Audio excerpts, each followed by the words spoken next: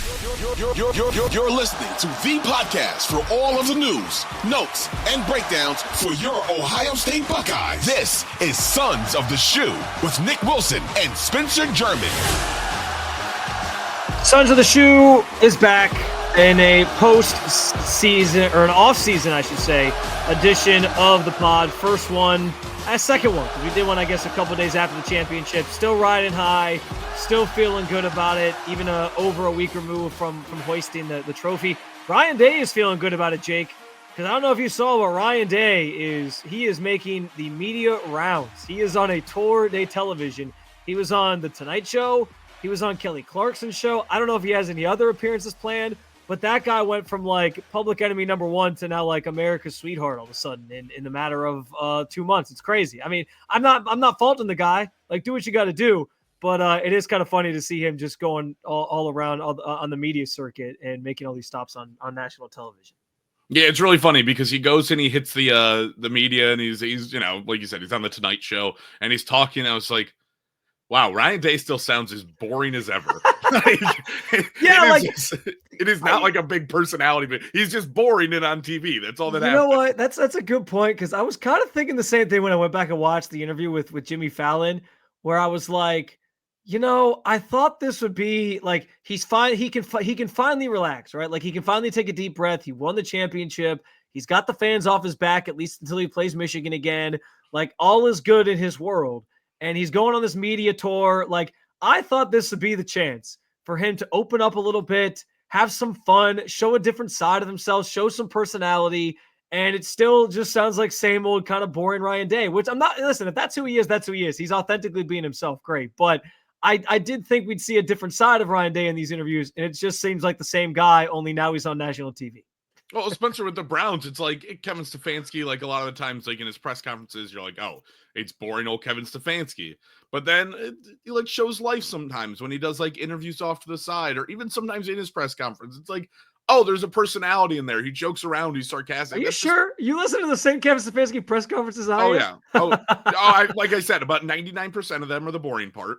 And then there's the 1% that are, he actually shows like he'll crack a joke. Or again, like the interviews that I know that he's done, at least across the station. Like I know that Ken and Anthony have done it with him, but like, he's like joked around. He's like very sarcastic, and you can tell there's a personality under the like monotoned, straight face, just nothing giving in a press conference. Ryan Day is just, I give you nothing. Oh, and by the way, if I talk to you outside of this, I also give you nothing. This is here's the difference though. Like Kevin Stefanski, like I think a lot of who he is does come out in those press conferences. Like he's a very like cut and dry guy for the most part. He has some sarcasm in there. And when you do have those side conversations, you can tell there's a personality at times, but he is a little bit harder to like, crack sometimes.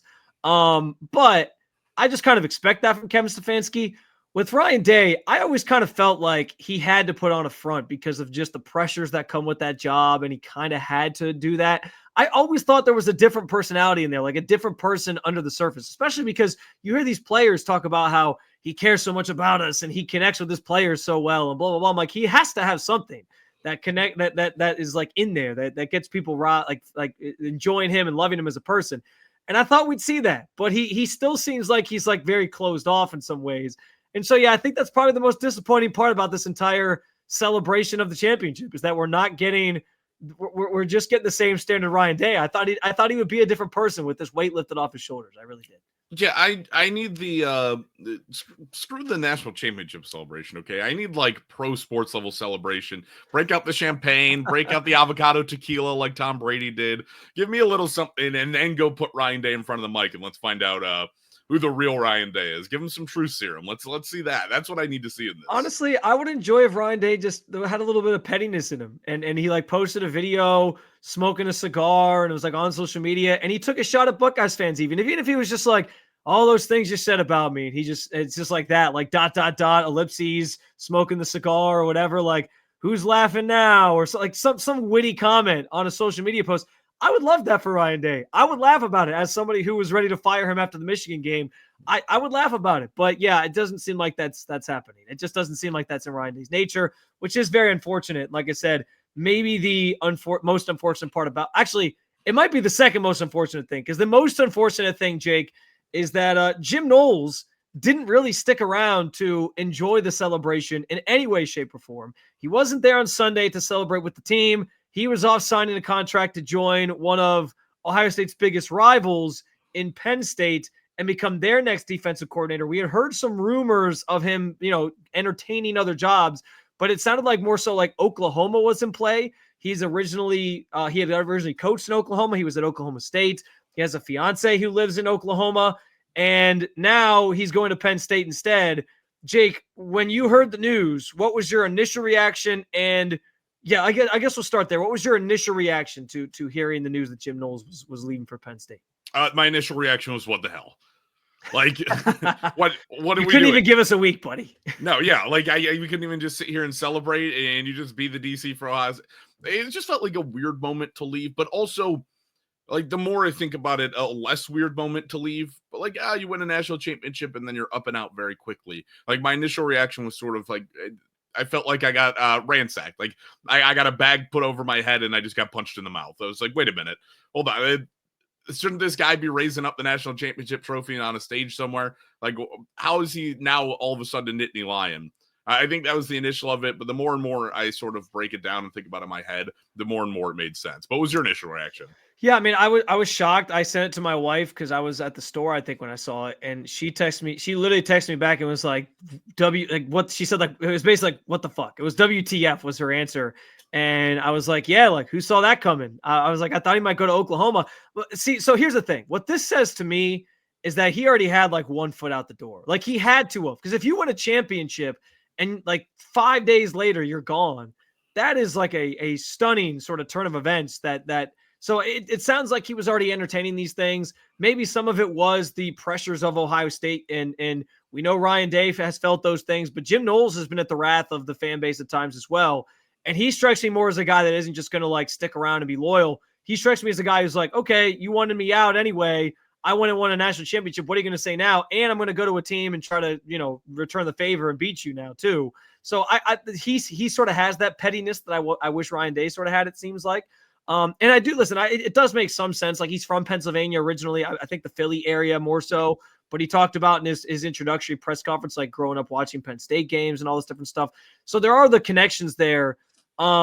It's hard because I want to call him like a Benedict Arnold. Like, I want to say he's a traitor. I want to go there. But at the same time, you're coming off of a national championship, and it's like, it's not like he didn't finish the job before he left. So I've kind of toiled over that thought because it's a weird situation where somebody leaves and goes out this way, like on top for a lateral move. It's not like he's getting a head coaching job, but I don't know. Like, I feel like he's a Benedict Arnold, but then I'm like turning.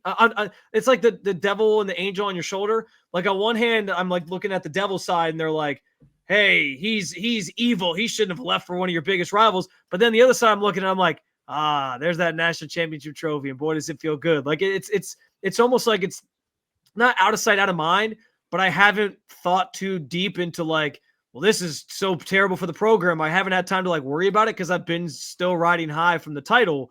Maybe that backfires at some point, and we, if they don't get the right person in place to replace him. But like right now, I'm still like basking in the glow of it all, that I'm like, I'm not really mad at Jim Knowles, but I think there's going to be a time where I'm actually really mad at Jim Knowles. See, I think my initial thing was I was angry at Jim Knowles because I wanted to celebrate our championship, and then I feel like I got sort of the rug ripped out from underneath me. But I think the more I thought about it, the less I've actually become angry at Jim Knowles, because in a lot of ways, it just, I'm not going to say it makes sense, but the more I think about it, the more I like come to terms with the fact that he left at a good moment rather than a bad one. That's fair. Because you walked out, again, as a national champion. Like, I don't think Buckeyes fans should be overly mad at Jim Knowles because he led a defense that was a national championship defense. Like, we've talked about time and time again on this pod that, like, he is a massive reason why you won. That defense is a massive reason why you were winning games, especially throughout the regular season, but even as you got into the playoffs. Like, yes, the offense was what turned around and made this team national championship caliber. That's only because the defense was already there. Like, the defense was already ready to take that step. And then the more I went into it, like, okay, he's a Philly kid that grew up sort of watching Penn State games, probably rooting for Penn State. Like, how mad can I be at a guy basically going for a homecoming? Right? Like, if Notre Dame would have won the national championship, and then Ross Bjork said, you know what, actually Ryan Day out the door, and then Marcus Freeman left to come to Ohio State fans wouldn't think twice. It's like, oh yeah, he's coming back home. Makes sense. Like, did he really do Notre Dame dirty? No, he won you a national championship. It just, and then the timing of it all, he took his defense, got his defense to come back for another year, whether that was him or Ryan Day, who was the main contributor behind that. It was his unit. The guys came back, were under him for one final season, and then they got the biggest goal done. And then it's sort of a natural changing of the guards. We're like, yeah, those are all Jim Knowles guys coming up too, but they weren't like his guys that he stuck with for the last 3 to 4 years of like, yeah, these are the guys that I actually have here. I guess 3 years because I think lines up with Knowles. But yeah, like those are the guys that I coached for the last 3 years and got to this point and saw their development. And then the younger guys, somebody else can kind of take it. But does that change? Does that feeling change at all though? If they host Penn State next fall, Halloween weekend, as that game tends to be, and Ohio and Penn State finally gets over that hump and beats Ohio State, largely because they have trade secrets from Jim Knowles of what Ohio State wants to do. And it finally allows James Franklin to get that monkey off his back. And I'm sure Ohio State fans will have something to say about that if that happens, because that's been one of the things that Ryan Day has a feather in his cap has been, well, he always beats Penn State. James Franklin can't beat him. Will that change anything in terms of how you feel about Jim Knowles? No, I don't think so, because you go to the point of like, I think I just put it more on the shoulders of Ryan Day at this point. Like, you have Jeremiah Smith. Who the hell in the world has been able to figure out Jeremiah Smith other than we're going to commit multiple defenders to him every single play? Oh, and then by the way, you're getting beat by everybody else. Like, and I don't expect that to change. I expect your wide receiver group to still be elite, right? Maybe it's not 3 NFL caliber talents again, but like you should have a good wide receiver group again. And it's going to be headed by Jeremiah Smith. So I think that's on Jim Knowles to try to find a way to stop in a way that nobody really has so far. And then the same way that Jim Knowles has secrets on Ryan Day should have secrets on Jim Knowles and what he likes to do with his defenses. Yeah. And it's a completely different offense too. Jim Knowles has the secrets of what you wanted to do with Will Howard. Okay, well now you have a younger group and Julian Sayin coming in. I hope it's not the same exact plan. You should be changing things up to fit Sayin. And let's face it, like Jim Knowles' defense with Caleb Downs in there, they did some things very differently because they had the talent to do like a third safety down in the box with Caleb Downs, and you're not going to have that at Penn State. So it's some different things. I don't know. Like, I think there will be a day where I'm more angry at Jim Knowles than I have been, because again, I'm sort of the opposite of you. I'm basking in the glow of the championship, where I'm not like mad at him right now, and I'm like, well, whatever. They won a championship. He was part of it. Give him his flowers. It's fine. But I think there will be a time where I'm more angry at Jim Knowles. And that could come if they beat Ohio State. If they don't beat Ohio State, maybe it's just water on the bridge and I never bring it up. But at some point I could see myself actually being mad and be like, holy shit, like he abandoned them right after they won a title. Like, who does that? Especially after there was reports that he was going to get offered like $3 million from Ohio State, but I guess it never came to fruition. And I kind of chalked that up to like, I'm guessing Ohio State probably wants to put more money into like resources in terms of players and retainment and recruiting, and probably keeping somebody who's more important than Jim Knowles and Brian Hartline around than they do paying a defensive coordinator. So and what's next for that spot, it remains to be seen. I do think it was interesting that people pointed this out. Ryan Day brought up in sort of in a glowing fashion Matt Guerrieri, the safeties coach. And he basically said like he's one of the smartest minds and he's a rising star in this sport, like, which made it seem like they're just going to sort of promote from within there. So we'll see what that looks like. And he'll start with, again, maybe the best defensive player in the country on his defense and Caleb Downs next year for the final year of his eligibility. So that's a good place to start if you're a coach. But yeah, like I think, there might be a time where I'm more mad at Jim Knowles than I am right now. When that comes remains to be seen. But like, I'm right now, I'm not so bent out of shape about it. But it is kind of alarming and shocking that he went to Penn State of all places. And well, yeah, I guess we'll see if it backfires. But I will say this too, to your point, Jake, like, yeah, he might, he might have the trade secrets or whatever. He's still got to find a way to stop Jeremiah Smith. I also remember a time, for as great as Jim Knowles is, and I do think he's one of the better defensive coordinators in college football. I think he deserves his flowers. I think he deserves a lot of credit. These are all things that you say when you're about to, criticize somebody. But we also can remember a lot of games and a lot of times where his defenses weren't living up to the hype, and they were giving up 40 points a game to Michigan, the Michigans of the world, and they were very porous in that way and struggling to get stops. The Oregon game comes to mind where they couldn't generate pressure, and that game changed some things with the way they did things and approached things. So that's good.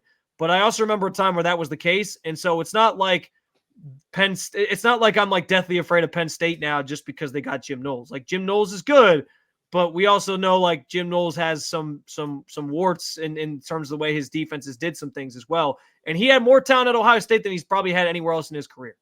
Yeah, I mean, at some point, yeah, you were letting Michigan run all over you year after year after year. Like, you were just not winning the battle in the trenches. You were not able to stop the run. This year was the exception. His defense was really good this year, but this was the most talented defense he's ever had. Yeah, but years past, I mean, it was, all right, just need to stop. And it was basically like you thought you were going up against Patrick Mahomes, but the running version, because all they did was chunk 4 to 5 JJ McCarthy yards the whole time. Yeah, like, what are we doing? No. But again, I think another thing that sort of lives in my mind there is the money. Like, he basically took, $1 million a year upgrade to go to Penn State, I think, between the reported numbers.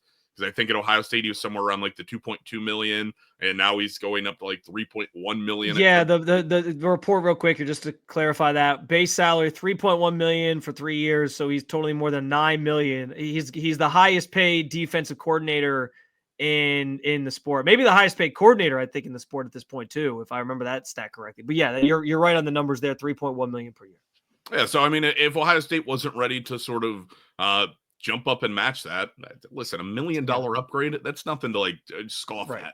Right. Okay, that is big money. I would also be taking $1 million upgrade. Sorry, Spencer, if another Ohio State podcast came through and were like, listen, another $1 million and Sons of the Shoe couldn't match, I think both of us would be like, yeah, no, that's fine, that's cool. No, I can't afford your $1 million salary, Jake. I apologize. I wish I could, but I don't think Odyssey can either, honestly. I'm going to be honest. If you said that you needed a salary of $20 a week, I probably wouldn't be able to afford it right now. So, oh man. Well, I guess the only thing from this is, and this is maybe this could actually be the first time I get mad at Jim Knowles, is if this means like mass exodus, like guys start leaving. We haven't heard anything about that yet. Like, there haven't been any guys who are like, oh, I'm leaving because Jim Knowles isn't here anymore. It sounds like guys are still committed. I know Caleb Downs talked about it, and he was like, hey, if he's happy going there, that's great for him. I'm happy for him. And that's the important thing, is like, you don't want to lose a bunch of recruits because of this, but knowing Ohio State, they tend to find a way. Like, they tend to kind of keep the train on the tracks when it comes to recruiting. And so I'm not overly concerned about that, but I guess, yeah, if there comes a day where like a bunch of guys leave because Jim Knowles isn't there anymore and they transfer to Penn State, that might actually be the day that I'm mad at Jim Knowles. Maybe not as mad as his fiance, though. I wonder what those dynamics are like, that he's now moving even further away for another job in Pennsylvania rather than even Ohio. Interesting. I would love to know. I'd love to be a fly on the wall for that relationship. But we are going to take a quick break here. When we get back, we are going to do some superlatives from the 2024 season for the Ohio State Buckeyes. Certainly a lot to talk about. Certainly a lot of candidates based on the playoff run and how things went. We'll talk about it coming up here momentarily on the Sons of the Shoe podcast.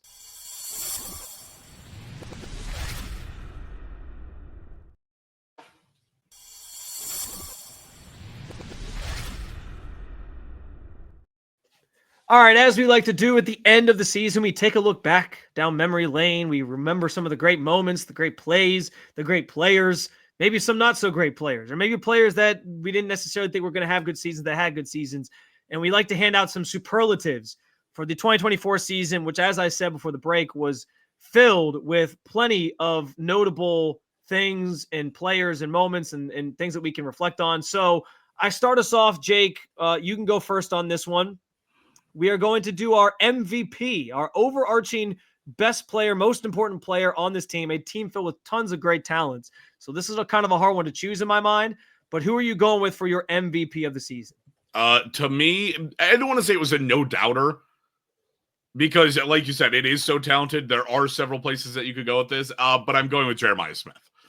The best wide receiver in the entire country. I think he completely, when they actually figured out how to properly use him, changed the dynamic of the offense and became the focal point of why this team was successful down the stretch, even when he wasn't putting it up on the stat sheet. And it was more so hey, they're taking him away and he's allowing everyone else to flourish. Over 1,300 yards, 15 touchdowns. Spencer, go back and look at the stats. Take Terry McLaurin's entire career at Ohio State, and it was basically the freshman year for Jeremiah Smith. That's insane. That's absurd. Terry McLaurin is a solid NFL receiver, like a top level. He's considered a number one. He's considered a great wide receiver at Ohio State. And Jeremiah Smith was like, oh, those numbers, those are cute. I'll do that in year one. Then year one is an 18-year-old. Thank you very much. Like, that's absurd. 15 touchdowns in 1 year, 1,300 yards. That's not normal. That is not normal against the talent that they play against. So, yeah, I think he's going to be an all-time great at the college level. If I had to take a guess, he's probably going to be pretty good at the NFL level. If he was coming out this year, would he go number one to the Titans? Number one. Would not even be a question. I agree. Nobody would. Especially with all the conversations about these quarterbacks and like, we don't know about Shador. We don't know about Cam Ward. The no-brainer is just take Jeremiah Smith and we'll figure out the quarterback position later. I mean, if they can win a championship with Will Howard throwing to him, then maybe we can do something with Kirk Cousins or Sam Darnold throwing to him. Who knows? So, yeah, I agree. The way that I feel like in this draft class right now, I don't know that there's a franchise-changing player. Jeremiah Smith is a franchise-changing player. I agree. At 18 years old, he would be somebody that flips around an entire franchise. Like, he literally draws comps to Megatron. That's not normal. Nobody gets that, and he does. Insane.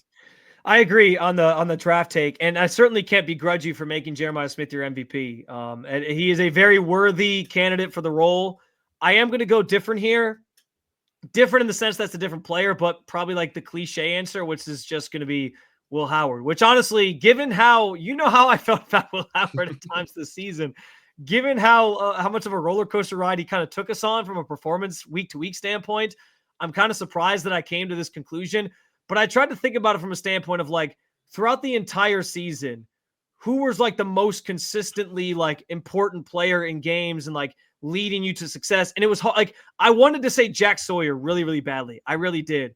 But it felt like Jack Sawyer, like it took him some time to get there. Like he had standout games at the end of this regular season. The Michigan game comes to mind where he makes the great play and gives you a chance to win it. And then obviously his playoff run was just otherworldly. And he had shown signs of finally turning the corner last year, late in the season. And I was starting to feel like the talent was kind of finally rising to the top there with him. So I really badly wanted to say Jack Sawyer, but I have to say Will Howard. And I think I look at it more so from a standpoint of this. Like, yes, maybe week to week his performances were could vary. There was a lot of variance there in terms of like he had great games, he had okay games. But I think what was like most important from his standpoint was like he kept this team together. And in some pivotal moments, like you think about the Penn State game, you go down 10-0 early, he throws a pick six. Last year, if that happens, we're like panicking because Kyle McCord is just like a ball of nerves and you're like, he's going to make more mistakes. Will Howard didn't make those same mistakes. Like he learned from the Oregon loss. He learned from that early bad start against Penn State. He clearly learned from the Michigan game. And I still wonder if there was more than they told us about like how injured he was in that game after he took the hit to the head. And that maybe changed how they were going to approach things. That's an interesting story. I'd love to hear more on from like behind the scenes, but maybe one day. But yeah, I just think like his poise is the one thing that I don't doubt as he goes to the NFL level. That's going to translate very well to the NFL. And so I ended up just settling on Will Howard as my answer. But I think Jeremiah Smith's the next guy in line, or like those are the top two to me. Jeremiah Smith changed this offense. He was so important. But Will Howard being able to just kind of like manage the offense in an effective way and get better as the season went on, I think is why I listed him as my MVP. Yeah, I mean, everybody just remember that even in the Sons of the Shoe podcast, when Spencer's pick is MVP, still a quarterback award. You can't get away from it. I took the lazy route on that one. I'm sorry. I really did.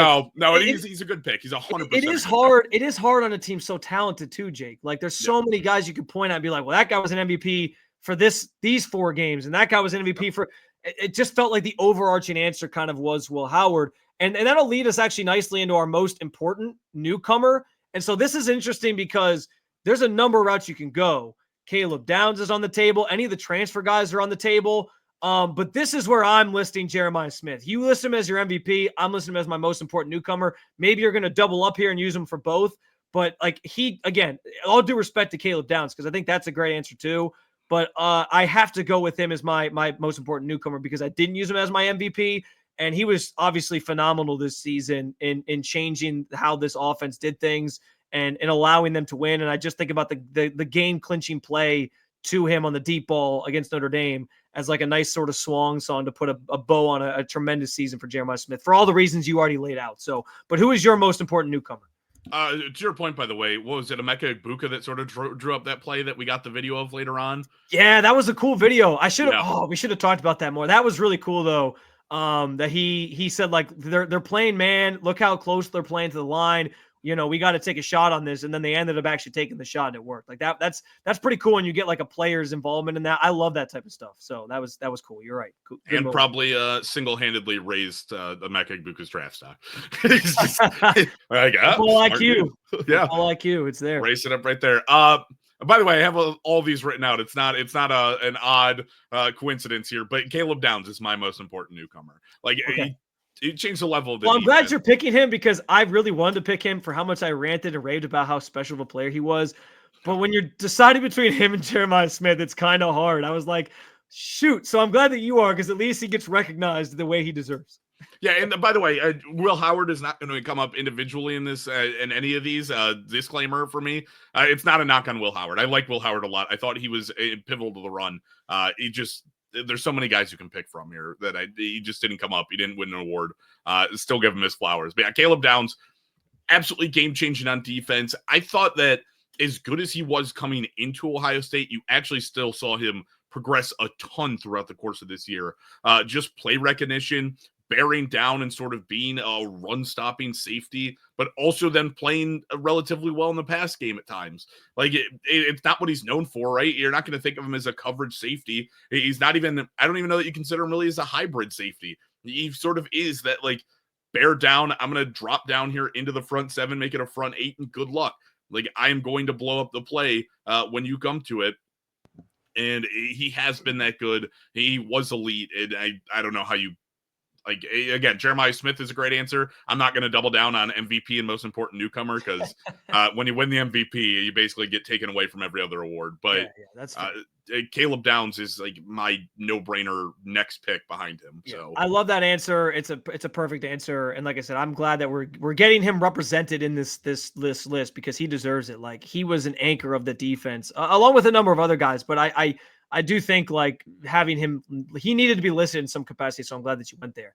That'll bring us to our most underappreciated player. I'll go first on this one because I just don't want you to steal my answer. My answer, and it seems like to me, this seems obvious, but I'm sure you might have something different. I'm going with Donovan Jackson. Like, he deserves all the flowers. Like, go to every florist in Columbus, buy all the roses up, and leave them at his house or his dorm or whatever.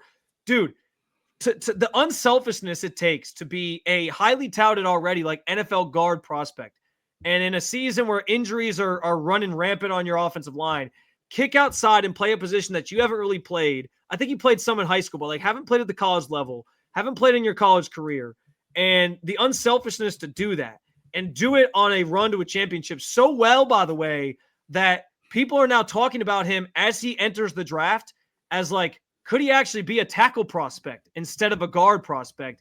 Like, you have to play some kind of good to change that narrative about, like, what type of player you're going to be in, like, what, an 8-game span? Maybe more than that. It was probably like more like 10-game span, but still, like, that is a remarkable feat for him.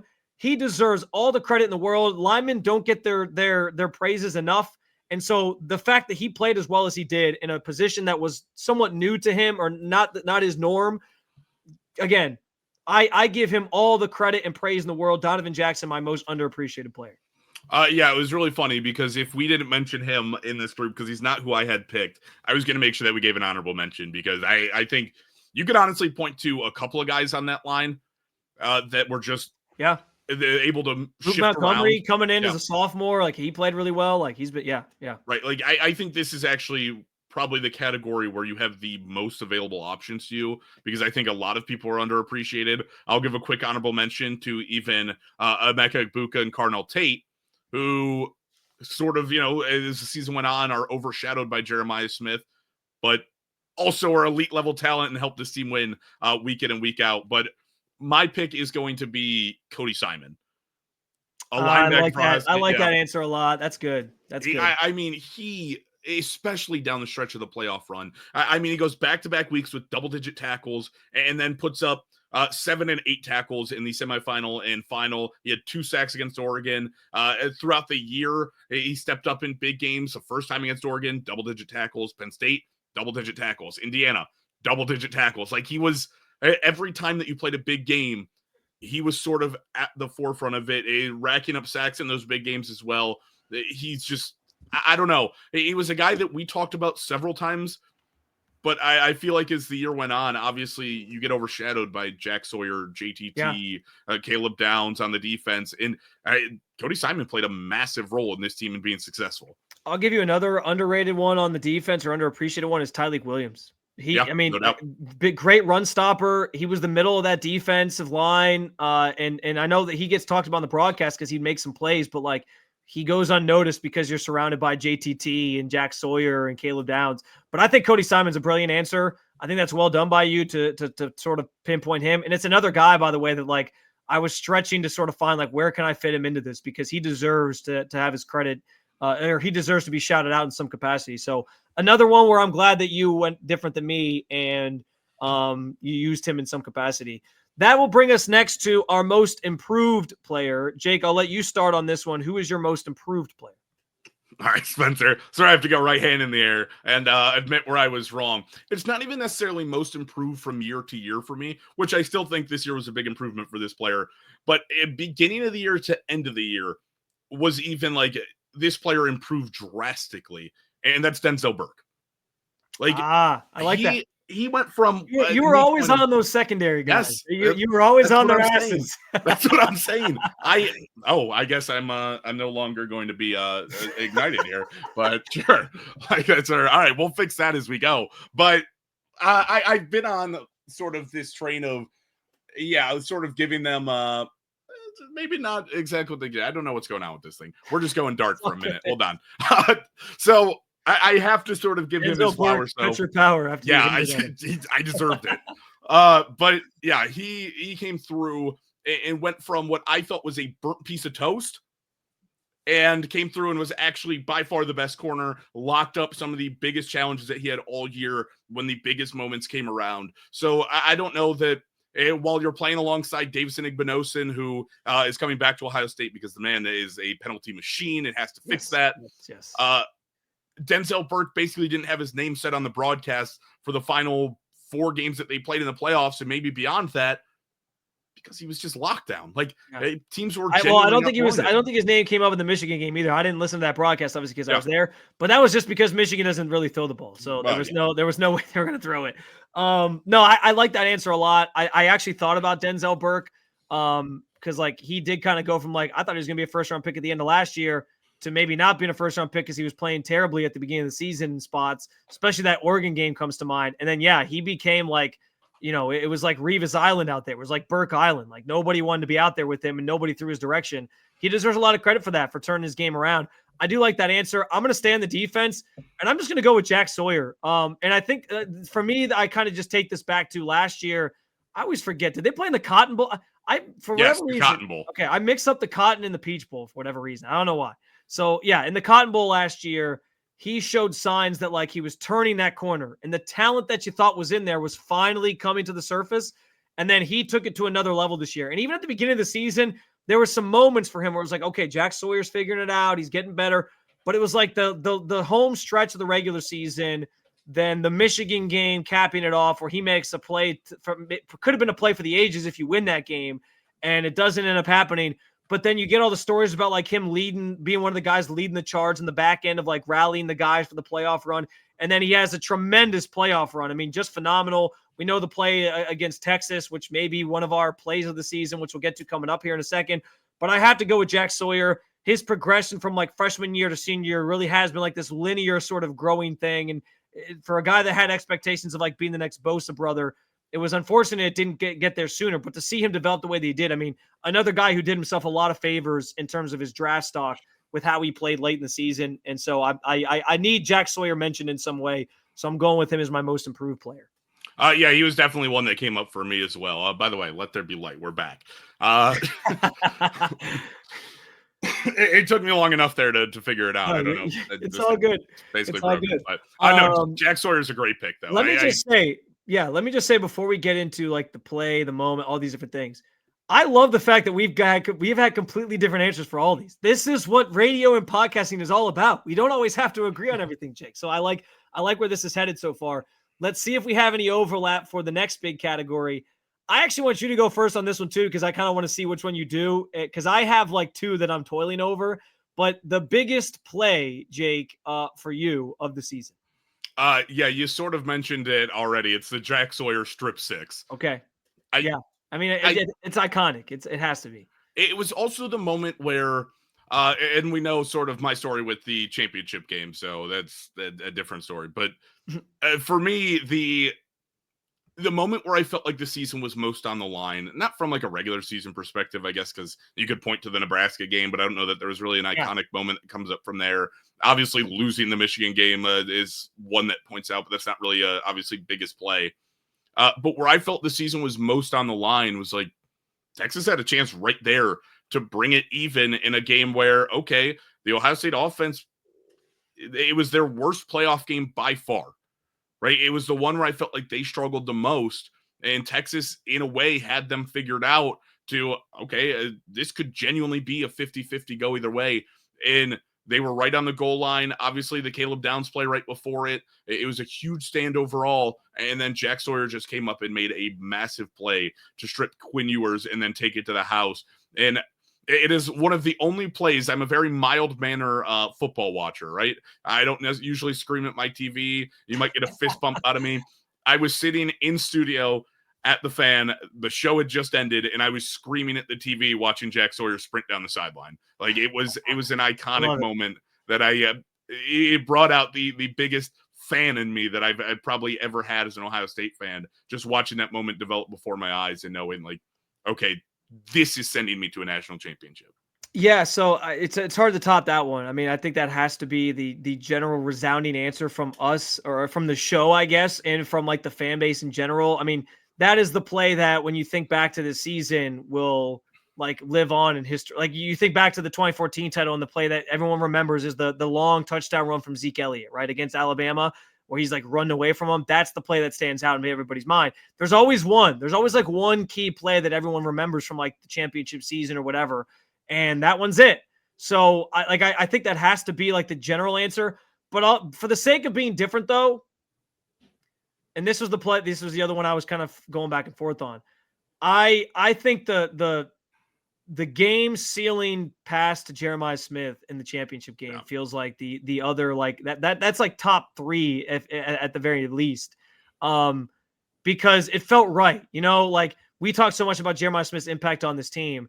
To go to him in that moment to seal the deal, true freshman that's been outstanding. Will Howard, again, quarterback that people had doubts about, making that throw. And like Chip Kelly having the cojones to run that play in that moment, 3rd and long with the game on the line, championship on the line, 1-score game. You're trying to keep Notre Dame from getting the ball back. And that's the play you run. That's the throw you make. And it was pinpoint accuracy. Jeremiah Smith making the catch. Like that was just like this euphoric moment that like felt like a culmination of the entire season, the entire playoff run, kind of like coming out in you know, like what it took to get there. All those like sort of metaphor, like almost like a symbolic moment for all the hardships they went through of like, we're going to take the hard way. We're going to take one of the hardest plays to do in this spot and complete it. It just felt special. That's the one I put up there, I think, with that, with the Jack Sawyer play. But I'll say that as my answer. But we all know the Jack Sawyer play has to be, I think, the biggest one, truthfully.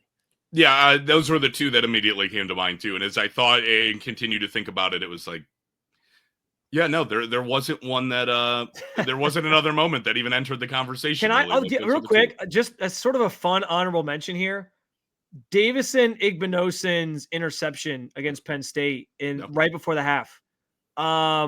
Again, maybe like if we're talking about underappreciated players, maybe an underappreciated play, because people might forget about that one. But like that changed the outlook of that game. Like Penn State was on the brink of scoring. I don't remember if it was going to be a tie game at that point or like if they were going to like go up at the half. I forget what it was. But to slam the door on them there and keep the momentum on your side, like that set the stage for that second half. And again, if you lose that Penn State game, you probably don't make the playoff anyway. So given how things fell after that when you lost to Michigan. So yeah, I to me, I think that was like an honorable mention style play, but I can't put it up there with the Jack Sawyer or the game sealing play. That brings us to our biggest moment of the season. And this is different than just like one play. Obviously, this is like a sort of a point in time, something that like stands out about the season. And Jake, maybe you're going to have the same, this one we might actually have the same answer on. I mean, how can it not be Ryan Day standing there looking lifeless at the end of the Michigan game, and all of us collectively thinking like, A, this guy's fired, B, the season's over, and C, like there's no way this team's making a run at the championship. And then what culminates after that, right? Like they have the team meeting, it inspires them to go make the run, and they go on this special run for all time to win a national championship. That to me has to be like the moment of the season that stands out for forever. Yeah, I don't know that there's really another answer. Like I will go down the route. It's unfortunate because it's like a negative one, but it feels like it has to be the answer.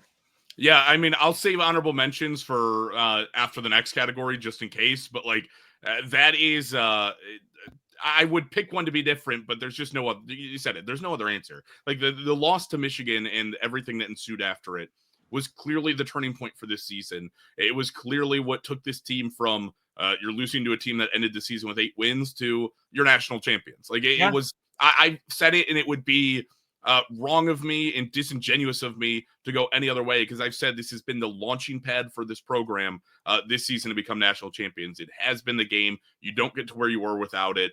So I think it's disingenuous if I go any other way. We finally agree on one. How about that? That brings us to, and you brought this one to the table. I thought it was a good one. The most nerve-wracking moment of the season. I will let you go first on this one, Jake. Yeah, so I had an interesting take to this one. It wasn't even necessarily a moment in a game. It was actually leading up to kickoff against Tennessee was the most nerve-wracking moment for me. I like that answer. That's good. Because, again, I just didn't know what team I was going to get. That was the one game going into, I was like, well, this might just be the season, right? You might just get first rounded by a 9 seed. And I thought they were going to beat Tennessee. I'm pretty sure that I didn't have the panic meter too high. Like I thought you were going to take care of them and get back on track. But the season, the team could have just rolled over and you could have gotten stomped out. And you could have lost the first ever playoff game in Ohio Stadium. A lot of things could have went wrong. So I think that was where I was most nervous. And then very quickly they put those nerves away and got on the board early, jumped out to a big lead. And I was like, oh, this is the team. This is the team that we're going to get. Like it was such a small moment of nerves, just immediately flooded with pure joy. I like that answer. I would say the most nerve-wracking moment for me had to be the moments before the Jack Sawyer fumble, the scoop and score, the scoop and 6, if you will. Because, and listen, like I was at the Michigan game. There were some nerve-wracking moments in that one, but I think it was different in that like I think collectively the entire crowd for that game was just like shell-shocked. Like we could not believe this was happening. So it was different than like even feeling nerves. I wasn't really nervous. I was just like, why is this happening? Like it was more frustration and anger. The Texas game was more nerve-wracking. And I think, I don't know if I told the story, but like my wife was very superstitious about like everyone wear the same things. We had the same people over from our family to watch the games and all this different stuff. And so like things weren't going well in that game and we split up. I went upstairs to our bedroom, was watching in our room. Brittany stayed downstairs with like my mother-in-law and my in-laws, and was my brother and sister-in-law. She was watching the game downstairs with them, and I was upstairs, and things started going better. So we're like, okay, I guess we're all standing in our places. And then that play happened, and my TV was like a little bit ahead, and I just came like running down the stairs like as fast as I could, and I was like celebrating. And my wife was like, "What happened? Like, they hadn't seen the play yet." And then I was like, they're going to win. And she was like, what? And then they ran the play and the play happened and they lost their minds too. So like, it was funny. Like, but again, like leaning into the superstitious side of like sports, like that was all transpiring in my house during that moment. So I think I have to pick that as my most nerve-wracking moment. And I was glad that it ended the way that it did with Jack Sawyer making the iconic play there, obviously. So, but I think I think both those are good spots to look to, because you're right. Like leading up to the Tennessee game, there's a lot of nerves about that game just not going their way whatsoever. Yeah, I think an underrated moment, too, that would have flipped how this team's season was viewed was just the Nebraska game as a whole. It's fair. Right? Yeah. Like, that was the game that you were probably going into thinking as an Ohio State fan, here comes another snooze fest, right? Off of a bye week after you lost to Oregon, like you felt like that was supposed to be like a get-right game, and it was far from that. Yeah, I mean, you were, I think the final like 5 minutes, final 6 minutes, you were trailing. Like you were down in that game and then came through with a touchdown to take a 21-17 lead and escaped by the skin on your teeth. So I think that game and the closing moments of that game is definitely an underrated story because you lose to Nebraska, you very well might not be in at all.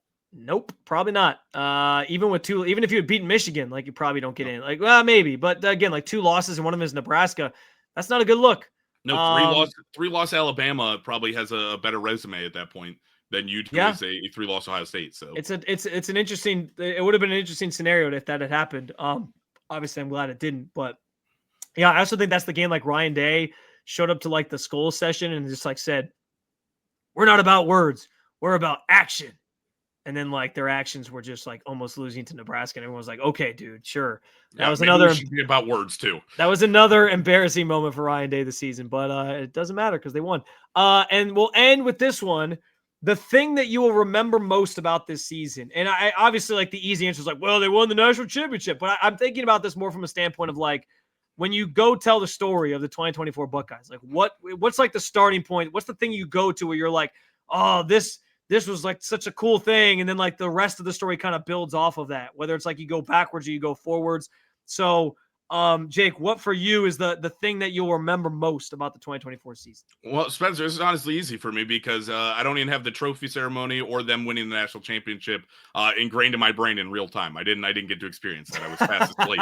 So that's true. You had it. It's like you have amnesia for that part. Yeah. That's so I guess I don't even have to worry about that being an option in my mind.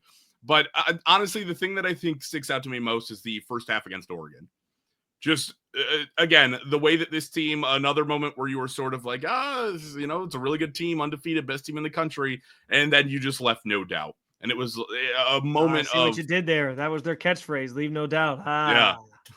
That was sort of, again, like you went through and it was, okay, you're up 34-0. You put up 34 unanswered. And it was the moment I remembered because I was shell-shocked. I was stunned sitting there watching the game, just like, what has happened? Like, where was this team all year long? Like, I'm very glad they're here now. How on earth did we get to this point? Like, what happened that somehow we went from, okay, sure, you stamped out Tennessee. Like, all right. Wasn't even that team that you scared. Oregon was like the big deal. And from the beginning of the game, it was, oh yeah, Ohio State's going to win. We talked about. Just sorry, flip. You're good. It was just flipped from the beginning of the year. You lose to them to you dominate them, and it was unexpected, and it's what stuck in my mind this entire playoff run. We talked about that game being like for the championship, and that obviously it ended up bearing itself out because Ohio State wins. But yeah, like I think seeing them go up 34-0, that was the moment where I, to your point, sat there and I said, okay, this team is legitimately in line to win the championship. Like I looked around and was like, Texas played a close game earlier today. Like I think they can beat that team. Other side of the bracket, like I think they can beat those teams. Like it was the moment for me too, where I was like, okay, this team's for real. Like this is the Ohio State team we thought was in there. They can actually win a national championship, and obviously that came to fruition. I like that answer a lot. I'm still gonna go back to like, and I think it's just because of me being there, like being in Columbus for the Michigan game and like how that stadium felt walking out and how like the emotions of it all, and then coming home and recording the podcast episode with you afterwards and all that, like that to me will always stand out as like the moment I go back on and be like, I remember being there for this game and how low it felt. And then to see like, and then like juxtaposed, I made so much about Ryan Day and his redemption arc. Like for me, the moment is like that. And then like fast forward to seeing him chuck the headset into the stands when the game goes final. I don't know if you saw that clip in the end, but like, like that image of Ryan Day's like transformation from get him out of town, public enemy number one, nobody wants this guy, to now hero, forever immortalized in Ohio State history in Columbus. Like just remarkable. So I think for me, it's kind of like just that experience of being at the game and how that all felt in real time, but to like extend it out, like seeing just like the one moment in person, and then how he looked so different at the end of it all. And how somebody rewrote their own history so quickly like that. is always going to be something that I look back on and remember forever. Yeah, honestly, I think if you wrote a story about this team, you would start with that moment. Like that would be sort of like almost like a teaser moment in the first chapter of like, oh, this team goes through and Ryan Day, the coach who was waiting to be fired. And then you play out the whole rest of the season. You could do a movie just about like the Michigan game on. You could do like an entire movie from like Michigan game on. Like forget the other games. Like truly. And it would be like a pretty solid movie if you were going to tell that story. Like I there'll be documentaries about this one day. It'll be fascinating to hear some of those perspectives. But yeah, like I think you're right. Like that is an iconic moment for all time. On top of it being the moment that we said will like, the moment of the season. It just being there, I think in person is what makes it even more I think profound for me, if that makes sense. So yeah, no, I mean, again, I think it's a good pick. It was definitely one that ran through my mind. And being there, if I was there, definitely would have probably been atop my list. So no blame, definitely at all. All right. I don't want to take any more time. We do have to talk about the latest with the Michigan cheating scandal, but we will save that for another time. We'll talk about that maybe early next week. Maybe try to knock out 2 episodes next week. We'll see what Jake's schedule looks like versus my schedule. We'll see. We'll make it work. But because there's a lot there. There's a lot of meat on that bone. And I want to know if people think Michigan should get the book thrown at them or if we just, want to beat them at their best. So let's not do that. We'll talk about that at another time, though, because we've taken enough of your time with this episode. A lot of fun, though, going back down memory lane, giving out superlatives for the 2024 season. Jake, as always, grateful for your contributions. And I'm glad that we were very different on most of our answers. I think we only had one that was the same. Yeah, it was the one that had to be the same. So there was no other answer for that. I think we did a good job covering the bases and giving people their flowers. So that was good. Appreciate you guys stopping on by as always. We'll be back with another episode of Sons of the Shoe as we continue our conversation about the Buckeyes throughout the offseason. You know where to find us, the Odyssey app, Spotify, Apple Podcasts. Did I mention Apple Podcasts? Well, yeah, I did just mention Apple Podcasts. Also at the 92 Through the Fan YouTube channel where you can see our ugly mugs if you so choose. And you can jump in the comments section as well. Appreciate you guys stopping by all season long.